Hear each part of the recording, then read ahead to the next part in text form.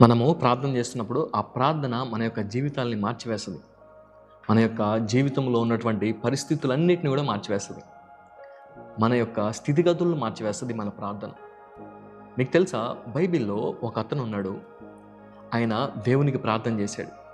దేవునికి ప్రార్థన చేసినప్పుడు దేవుడు ఆయన యొక్క ప్రార్థనను అంగీకరించాడు.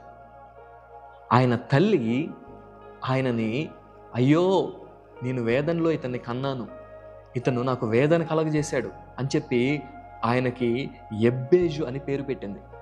ఎబ్బేజు అనగా వేదన అని. అంటే తన పేరే వేదన.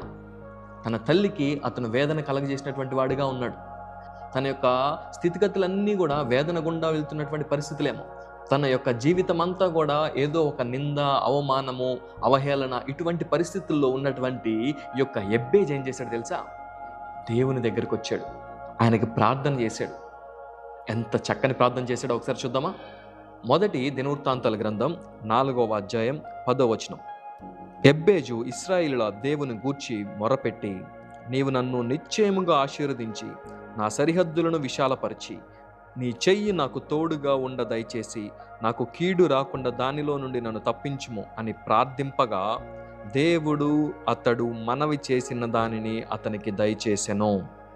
ఎబ్బేజు అడుగుతా ఉన్నాడు, అయ్యా నీవు నన్ను ఆశీర్వదించి నా సరిహద్దుల్ని విశాలపరిచి నీవు నా చెయ్యి పట్టుకొని ఉండి నాకు ఎటువంటి కీడు రాకుండా ఉండేలాగా నువ్వు నాకు చెయ్యాలి తండ్రి అని చెప్పి దేవుని దగ్గర ప్రార్థన చేస్తే ఎబ్బేజు ప్రార్థన దేవుడు ఆలకించాడు.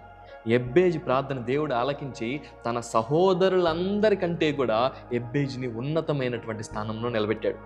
ఈ ఎబ్బేజు గురించి బైబిల్లో మనకి ఇంకెక్కడా కనిపించదు, కానీ ఎబ్బేజు చేసినటువంటి ప్రార్థన అనేక మంది భక్తుల జీవితాలని ప్రభావితం చేసింది. అనేక మందికి ఈ యొక్క ఎబ్బేజు ప్రార్థన ఎంతో స్ఫూర్తిదాయకంగా ఉంది. కాబట్టి మనము ప్రార్థన చేసినప్పుడు మన యొక్క శాపాలు కొట్టివేయబడతాయి. మనము ప్రార్థన చేసినప్పుడు మన వేదనలు తీర్చివేయబడతాయి.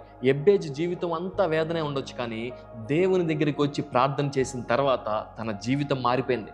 తను ఎంతగానో ఆశీర్వదింపబడ్డాడు, తను ఎంతగానో దీవించబడ్డాడు. దేవుడే చెప్తా ఉన్నాడు, నేను ఎబ్బేజుని ఆశీర్వదించాను అని. కాబట్టి మనము కూడా మన జీవితంలో ప్రార్థన చేసి దేవుని దగ్గర నుంచి గొప్ప మేలులు పొందేటువంటి వారంగా ఉండాలి. ఒక చిన్న ప్రార్థన చేసుకుందామా?